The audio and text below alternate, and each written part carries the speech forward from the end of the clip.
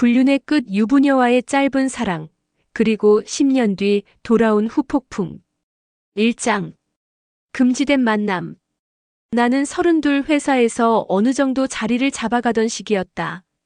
바쁘지만 안정된 삶을 살아가고 있다고 믿었고 사랑이나 결혼은 언젠가 자연스럽게 다가올 거라 여겼다. 그런데 그날 거래처 미팅에서 그녀를 처음 본 순간 모든 것이 흔들리기 시작했다. 단정하게 묶은 머리, 차분한 말투, 깔끔한 미소. 겉보기엔 평범한 중년의 아내, 직장인일 뿐이었다. 그런데 이상했다.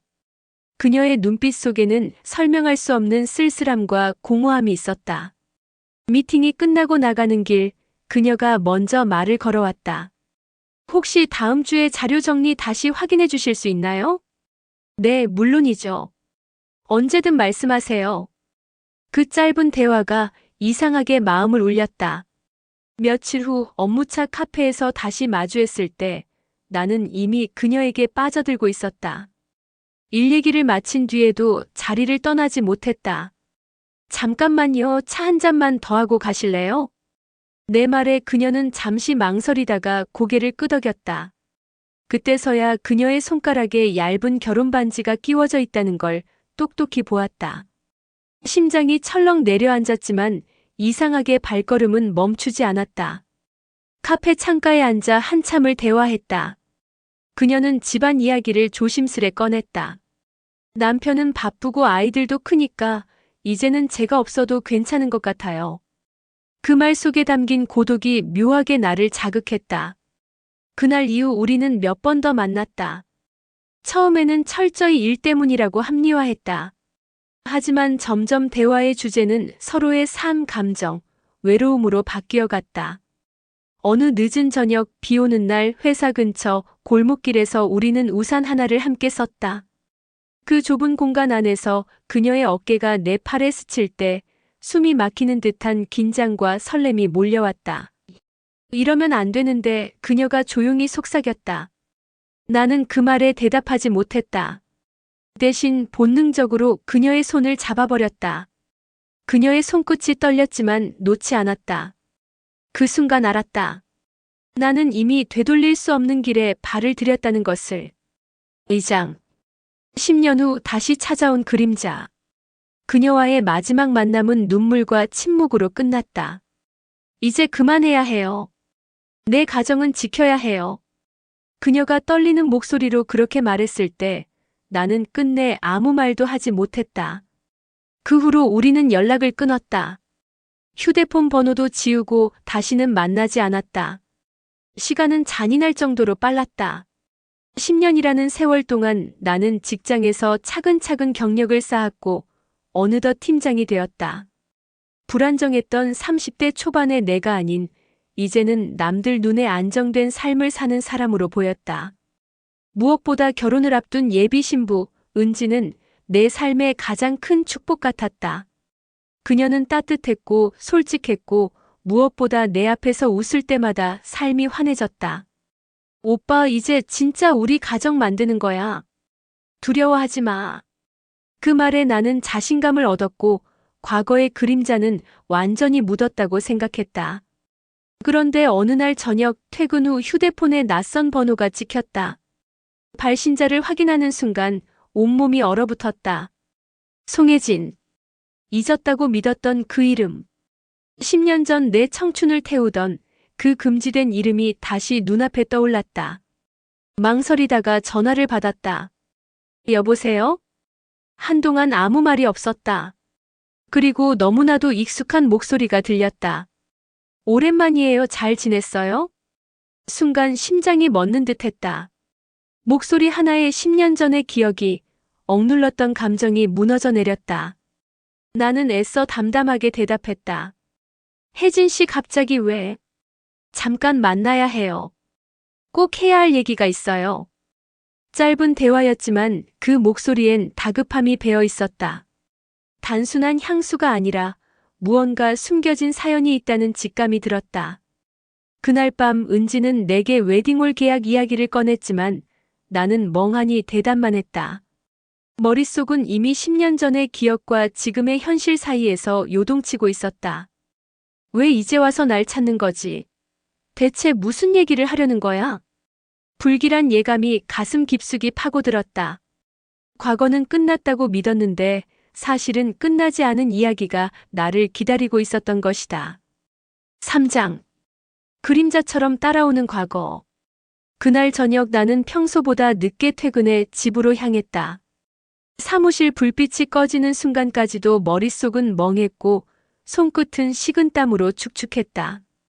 집 앞 골목에 들어서자 과거의 그림자가 마치 내 뒤를 밟는 것처럼 느껴졌다. 현관문을 열자 아내가 반갑게 맞아주었지만 나는 무의식적으로 눈을 피했다. 식탁 위에는 따뜻한 국이 놓여 있었고 아내는 평소처럼 하루 이야기를 풀어놓았다. 그러나 내 귀에는 아무것도 들어오지 않았다. 오직 낮에 들었던 한마디, 10년 전 그 일 잊으셨나요? 라는 말만 귓가에 메아리 쳤다. 그날 이후로 그녀의 존재가 내 일상에 다시 스며들기 시작했다. 퇴근길 카페에서 마주친 우연이 단순한 우연이 아니었다는 걸 깨닫는 데는 오래 걸리지 않았다. 메시지가 오기 시작했고 짧고 은밀한 문장이 내 마음을 흔들어 놓았다. 그때와 똑같으시네요. 변하지 않으셨어요. 가끔 그 시절이 그리워요. 나는 답장을 하지 않으려 했지만 손끝은 자꾸만 키보드를 향했다. 답장을 멈추면 미련이 남았고 답장을 하면 죄책감이 몰려왔다. 밤이면 잠을 이루지 못했다. 아내가 옆에서 고른 숨소리를 내는 동안 나는 천장을 바라보며 10년 전의 기억을 곱씹었다. 그 짧은 사랑이 내 삶을 송두리째 흔들 수 있다는 불안감이 가슴을 짓눌렀다. 그리고 마침내 어느 날 그녀의 메시지가 결정적인 문장으로 다가왔다. 당신이 모르는 진실이 있어요. 이제 말해야 할 것 같아요. 그 순간 내 심장은 벼락을 맞은 듯 요동쳤다. 단순한 미련이라 생각했던 그녀의 등장은 이제 돌이킬 수 없는 진실을 끌어올리려는 예고처럼 보였다. 4장. 진실의 균열. 그녀와의 연락을 끊으려 마음을 다잡은 것도 잠시, 결국 나는 그 메시지에 이끌리듯 답장을 하고 말았다. 무슨 말입니까? 무슨 진실이 있다는 거죠? 메시지를 보낸 뒤 나는 핸드폰을 내려놓고 한참 동안 가슴이 뛰는 소리를 들었다. 다시는 열어서는 안 될 문을 열어버린 기분이었다. 다음 날 그녀에게서 답이 왔다. 직접 만나서 얘기해야 할 것 같아요. 카페, 예전 우리가 자주 가던 곳. 내일 7시. 나는 그 자리로 나갈지 아니면 끝내 외면해야 할지 온종일 고민했다. 하지만 머릿속은 이미 결정을 내려버린 듯했다. 퇴근길 발걸음은 자연스레 그 카페로 향했다. 카페 안으로 들어서자 그녀는 창가에 앉아 있었다. 세월이 흘렀음에도 여전히 눈빛에는 묘한 힘이 있었다. 그녀는 잔잔히 미소를 지으며 나를 맞았다. 나는 떨리는 마음을 감추려 애쓰며 맞은편에 앉았다. 오랜만이네요. 그녀가 먼저 입을 열었다. 무슨 얘기를 하려는 겁니까? 나는 본론부터 다그쳤다. 잠시 침묵이 흘렀다. 그녀의 손가락이 커피잔을 부드럽게 감싸고 있었다. 그리고 마침내 그녀가 내 눈을 똑바로 바라보며 말했다. 당신이 떠난 후 나는 혼자가 아니었어요. 당신의 흔적이 남아 있었죠. 나는 숨이 멎는 것 같았다. 머릿속이 하얘지고 말문이 막혔다. 그녀는 잠시 눈을 떨구더니 다시 내 눈을 마주쳤다. 그 아이는 이제 10살이에요. 순간 세상이 멈춘 듯 했다. 카페 안의 소음도 창밖의 사람들의 발걸음도 모두 멀리서 울려 퍼지는 것처럼 느껴졌다. 내 앞에 앉은 여인의 입술이 천천히 움직였지만 나는 더 이상 아무 소리도 들을 수 없었다. 나의 과거가 내가 봉인해두었다고 믿었던 그 죄가 현실이 되어 눈앞에 나타난 순간이었다. 5장. 무너지는 일상. 집으로 돌아오는 길 발걸음은 무겁게 가라앉았다. 머릿속은 온통 그녀의 마지막 말로 뒤엉켜 있었다. 그 아이는 이제 10살이에요. 그 말이 수백 번, 수천 번 메아리치며 귓가를 때렸다. 10살이라면 계산은 너무도 명확했다. 내가 그녀와 헤어지고 돌아선 바로 그 시기였다. 현관 앞에 서서도 한참이나 들어가지 못했다. 문을 열면 아내와 아이들이 평소처럼 웃으며 맞아줄 텐데 나는 더 이상 그 웃음을 정면으로 마주할 자신이 없었다. 여보, 왜 이렇게 늦었어요? 얼굴이 왜 그래요? 아내의 걱정스러운 목소리에 억지로 미소를 지으며 고개를 저었다. 아, 그냥 피곤해서 그래. 회사 일이 좀 많았어. 거짓말이 목구멍을 타고 흘러나오는 순간 가슴이 무너져 내렸다. 식탁에 앉아도 음식은 입에 들어가지 않았다. 아이들의 웃음소리가 귀에 들려왔지만 그 웃음 뒤에 겹쳐 보이는 또 다른 아이의 얼굴이 있었다. 한 번도 본 적 없는 하지만 어쩐지 내 눈매와 닮았을 것만 같은 아이. 밤이 깊어 아내가 잠든 후 나는 거실에 앉아 한참을 불 꺼진 휴대폰 화면만 바라봤다. 그녀에게 다시 연락해야 할까? 아니면 모든 걸 묻어둔 채 살아가야 할까? 하지만 이미 그녀는 내게 폭탄을 던졌다. 그리고 그 폭탄은 내 삶의 균열을 서서히 넓혀가고 있었다. 나는 두려웠다. 만약 그 아이가 정말 내 아이라면 나는 어떤 선택을 해야 하는가? 아내에게 고백해야 하는가? 아니면 끝까지 숨겨야 하는가? 고개를 감싸준 채 나는 깨달았다. 과거는 끝난 것이 아니었다. 그것은 지금 내 삶 속으로 걸어 들어오고 있었다. 6장. 다시 마주한 그림자. 며칠 후 나는 결국 그녀와 약속 장소에서 마주했다. 카페 안 우리가 처음 비밀스럽게 만났던 그 자리였다. 창가에 앉은 그녀는 여전히 단아했지만 눈빛 속에는 결심과 긴장이 묻어 있었다. 왜 이제야 나타난 거예요? 내 목소리는 떨렸다. 그녀는 잠시 침묵했다가 낮게 말했다. 당신이 알아야 할 게 있어요. 10년 전 우리가 끝냈다고 생각했겠지만 그 아이는 당신 아이예요. 말이 끝나자 내 심장은 폭발할 듯 뛰었다. 머릿속이 하얘졌다. 농담하지 마세요. 어떻게 그럴 수 있죠? 농담이 아니에요. 당신이 떠난 후 제가 혼자 키웠어요. 그리고 이제 당신에게 말할 때가 된 것 같아요. 카페 안 공기는 숨막힐 듯 조용했다. 주변의 소음조차 들리지 않았다. 나는 의자에 깊숙이 앉아 손끝으로 테이블을 쓸었다. 10년 전에 짧았던 사랑이 이렇게 무겁게 내 삶을 짓누를 줄은 상상도 못했다. 그녀는 한참을 나를 바라보다가 말을 이었다. 당신이 알아야 할 건 진실뿐이에요. 모든 책임과 선택은 당신에게 달려 있어요. 나는 고개를 숙이고 숨을 고르며 마음속으로 중얼거렸다. 이제 피할 수 없어 모든 것이 드러나 버렸다. 그리고 그 순간 나는 깨달았다. 과거의 그림자는 이미 내 삶 깊숙이 들어와 있었고 이제 나는 선택해야만 했다. 과거를 바로잡을 것인가 아니면 또다시 묻어둘 것인가. 원하시면 7장부터는 아내에게 들키는 위기, 내적 갈등, 결혼 생활의 흔들림을 중심으로 후폭풍을 본격적으로 전개할 수 있습니다. 7장. 흔들리는 결혼 생활. 그날 이후 집안 공기는 사뭇 달라졌다. 아내 은지는 평소처럼 따뜻하게 나를 맞이했지만 나는 마음 한켠이 늘 무거웠다. 10년 전의 기억과 지금 마주한 진실이 나를 끊임없이 흔들었다. 결혼 준비를 하면서도 머릿속은 복잡했다. 예비 신부의 환한 웃음과 과거의 그녀, 그리고 그 아이의 얼굴이 끊임없이 교차했다. 이대로 결혼을 강행해도 되는 걸까? 나는 잠 못 이루는 밤을 반복하며 은지에게 점점 더 멀어지는 나를 느꼈다. 그런 와중에 그녀에게서 연락이 왔다.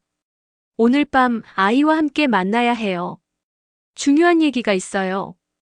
나는 거절하고 싶었지만 마음 한켠에 남은 책임감과 호기심 때문에 결국 그녀가 있는 장소로 향했다. 그녀의 아이가 내 눈앞에 모습을 드러냈을 때 심장이 멎는 듯했다. 눈빛과 표정, 작은 손끝까지 어딘가 나를 닮아 있었다. 그녀는 조심스럽게 말했다. 당신이 선택해야 할 시간이에요. 아이와 나 아니면 현재의 삶과. 나는 고개를 떨구고 침묵했다. 결혼식 날이 다가오지만 내 마음은 이미 흔들리고 있었다. 과거의 사랑과 책임, 현재의 안정과 행복 사이에서 나는 한 걸음도 쉽게 내디딜 수 없었다. 그날 밤 집으로 돌아오는 길 내 마음속에서는 거대한 폭풍이 몰아쳤다. 결혼을 선택해야 할까? 아니면 과거와 마주해야 할까? 모든 길이 험난했고 어느 한쪽을 선택하면 반드시 누군가는 상처받을 것이라는 사실이 날 올감했다. 8장. 결혼식 당일과 숨겨진 긴장. 결혼식 날 아침 햇살이 창문을 통해 스며들었다. 나는 드레스를 입은 은지를 바라보며 미소를 지었지만 마음 한구석은 여전히 무거웠다.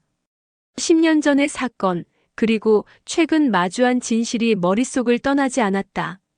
하객들이 속속 도착하고 식장은 활기차게 꾸며졌다. 그러나 내 시선은 자꾸만 입구를 향했다.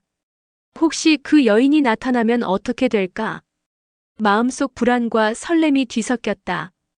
그리고 순간 내 심장이 얼어붙었다. 하객 중 한 명이 나를 향해 다가오고 있었다. 바로 10년 전 나와 금지된 사랑을 했던 그녀였다.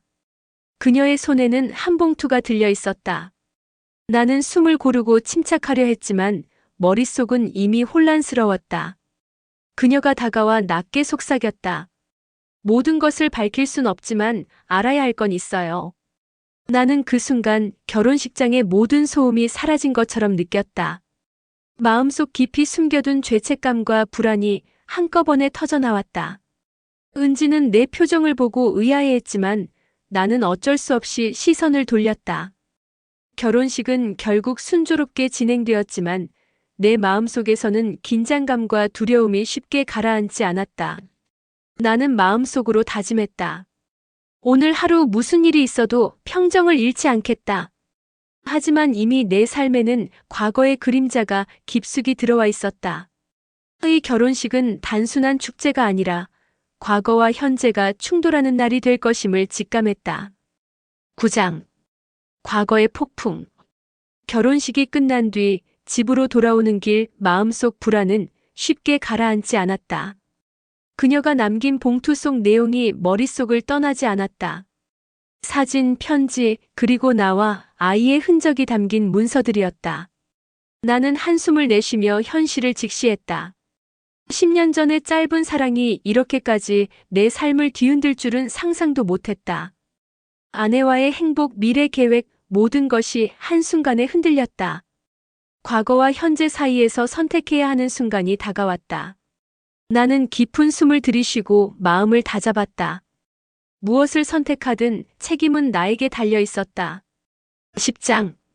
선택과 후폭풍. 며칠간 고민 끝에 나는 그녀와 아이를 만났다. 당신이 아버지라는 사실을 부정할 수는 없어요. 하지만 내 가족과 미래를 지켜야 해요. 그녀는 고개를 끄덕이며 눈물을 흘렸다. 알아요. 당신이 선택할 수밖에 없다는 걸 이해해요. 나는 아내에게 진실을 밝히기로 결심했다. 은지야, 나에게 말 못한 과거가 있어. 하지만 우리는 함께 이겨낼 수 있어. 진실을 마주한 후 아내는 눈물을 흘리며 나를 안았다. 비록 상처와 후폭풍은 남았지만 우리는 서로를 이해하며 앞으로 나아가기로 했다. 그녀와 아이에게는 일정한 거리를 두되 필요한 책임은 지며 관계를 조정했다. 짧았던 불륜의 기억이 남긴 흔적은 컸지만 결국 나와 내 가족은 새로운 균형을 찾아갔다.